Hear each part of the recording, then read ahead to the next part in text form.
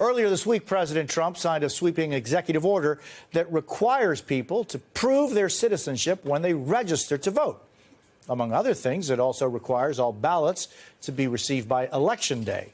Election law experts questioned whether the president had the authority to make these changes, saying the order is all but certain to be met with legal challenges.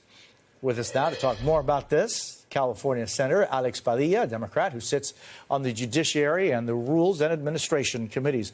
Senator, it's always a pleasure to see you. I really appreciate your time. You posted a statement about this executive order in which you said, quote, "I know full well that President Trump's executive order does nothing to improve the safety of our federal elections. What it would do is disenfranchise millions of eligible American voters." What did you mean by that? Why are you opposed to this? Yeah, well, this is another example, Jose, of here we go again. Yes, I'm a member of the Judiciary Committee and the Rules Committee here in the Senate, but as you recall, I previously served as California Secretary of State. And during the first Donald Trump administration, there were efforts on behalf of Donald Trump to try to go after personal voter information for voters all across the country under the premise of trying to root out voter fraud. The fact of the matter is it is already unlawful for non-citizens to vote in our elections. The fact of the matter is voter fraud of this type is extremely, extremely rare. So the current safeguards, the current laws are already working. What this is another part of the Donald Trump, Elon Musk, Doge effort to try to obtain everybody's personal information for nefarious use, number one. Number two, anytime Democrats have proposed strengthening our democracy by strengthening voting rights, Republicans become unglued saying, no, the Constitution is clear. States run elections. They don't want the federalization or the federal government dictating how states run elections.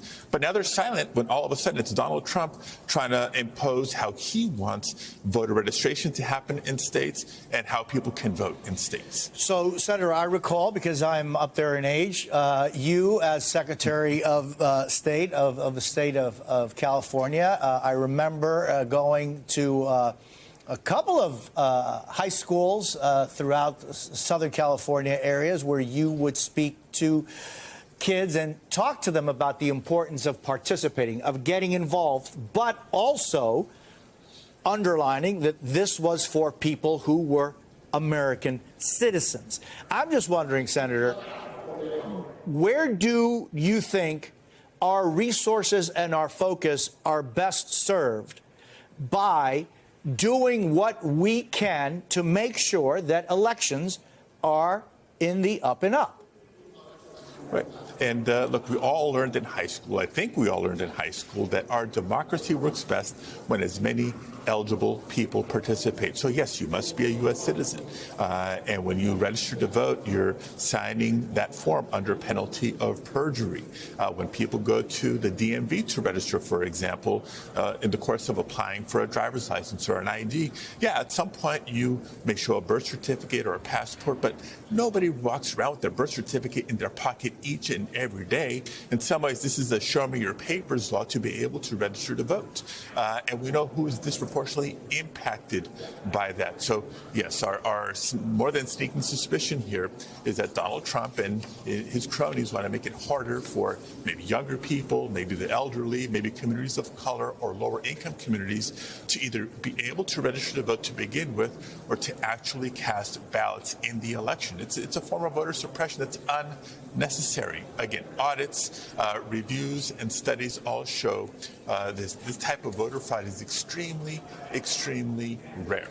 And Senator, I know that on the Signal text case, you're calling on Defense Secretary Hegseth to resign. What do you see as accountability, and what should accountability look like in this case?